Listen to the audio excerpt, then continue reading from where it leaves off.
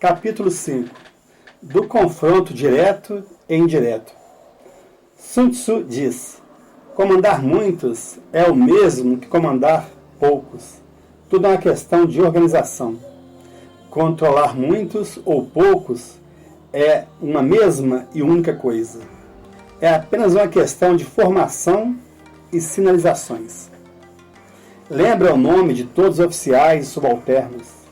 Inscreve-os num catálogo, anotando-lhes o talento e a capacidade individuais, a fim de aproveitar o potencial de cada um, quando tiveres oportunidade.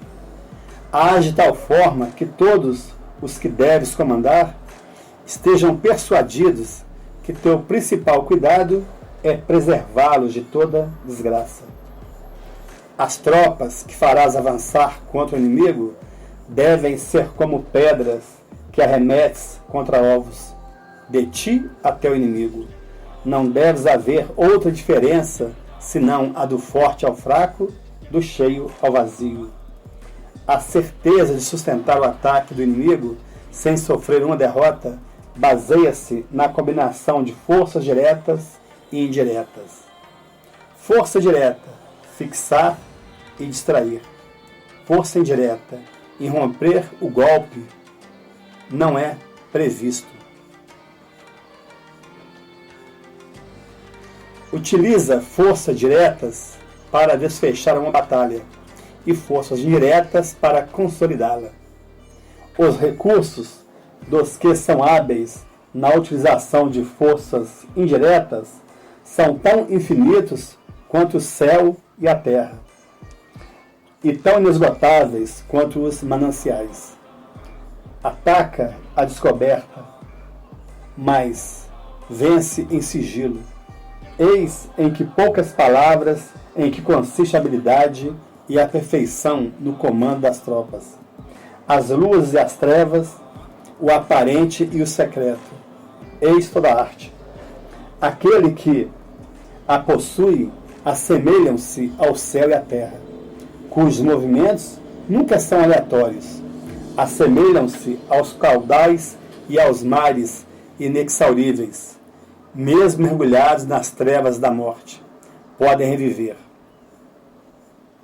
Como o sol e a lua, eles têm um tempo para aparecer e um tempo para desaparecer. Como as 4 estações, revestem-se de 1000 nuances.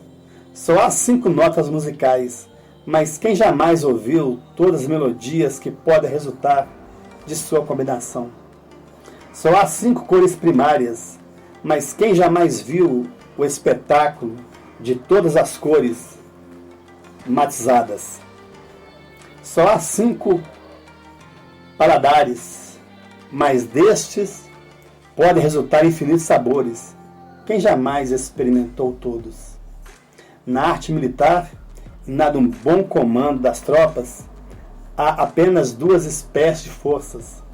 Suas combinações, entretanto, são ilimitadas. Ninguém pode abarcá-las. Essas forças interagem, assemelham-se na prática a uma cadeia de operações interligadas, como anéis múltiplos ou como a roda em movimento, que não se sabe onde principia, nem também onde termina. Na arte militar, cada operação particular tem partes que exigem a luz do dia e outras que pedem as trevas do segredo. Não posso determiná-las de antemão. Só as circunstâncias podem ditá-las. Opomos grandes blocos de pedra às corredeiras que queremos represar. Empregamos redes frágeis e miúdas para capturar pequenos pássaros. Entretanto, o caudal rompe algumas vezes seus diques, após ter eliminado aos poucos, e os pássaros, as peias que os aprisionam, à força de se debaterem. É por seu ímpeto que a água das torrentes corrói os rochedos. É regulando a distância que o falcão se orienta para estraçalhar a presa.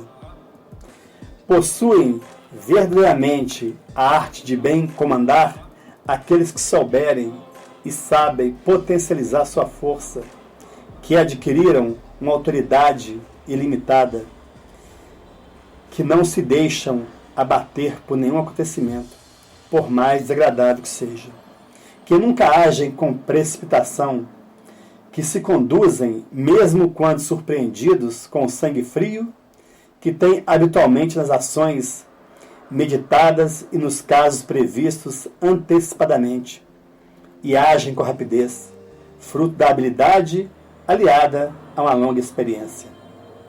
Assim, o ímpeto de quem é hábil da arte da guerra é irrefreável, e seu ataque é regulado com precisão.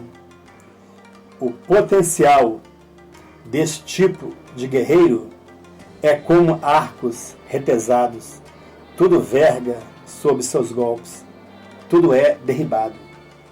Como um globo, apresenta perfeita esfericidade em todos os pontos de sua superfície. Eles são igualmente resistentes em toda parte. Em todos os pontos, sua energia é a mesma. No auge de uma confusão, de uma desordem aparente, sabem conservar uma disciplina de ferro. Fazem brotar a força no seio da fraqueza. Despertam a coragem e a determinação no meio da covardia e da pusilanimidade. Mas saber manter uma ordem impecável, inclusive no meio da desordem, exige uma profunda reflexão sobre todos os acontecimentos que podem suceder. Transformar a fraqueza em uma força só é dar daqueles que têm uma energia absoluta e uma autoridade ilimitada. Pela palavra força não se deve entender dominação, mas sim a faculdade que permite que se transforme em ato tudo aquilo que se propõe. Saber engendrar a coragem e o valor no meio da covardia e da pusilanimidade significa tornar-se herói. E mais do que isso, colocar acima dos mais intrépidos. Um comandante hábil busca a vitória baseando-se nas circunstâncias e não a exige de seus subordinados. Por mais maravilhoso que tudo isso pareça, exige algo mais dos que comandam as tropas. É a arte de manipular o deslocamento dos inimigos. Aqueles que dominam essa arte admirável dispõem de ascendência sobre o próprio exército, de tal forma que manipulam o inimigo sempre que julgarem apropriado. Sabem ser liberais quando convém. Agem da mesma forma em relação aos que querem vencer. Dão e o inimigo recebe. Abandonam e o inimigo recolhe. Estão prestes a tudo. Aproveitam-se de todas as circunstâncias. Sempre desconfiados, vigiam os subordinados e, desconfiando destes também, não descuram de nenhum meio que lhes possa ser útil. Consideram os homens que devem combater como pedras ou troncos que tivessem que despencar de um penhasco. A pedra e a madeira não têm movimento próprio. Uma vez em repouso, não se mexem por si mesmos, mas seguem o movimento recebido. Se são quadrados, mantêm-se parados. Se redondos, rolam até encontrar uma resistência mais forte do que a força recebida.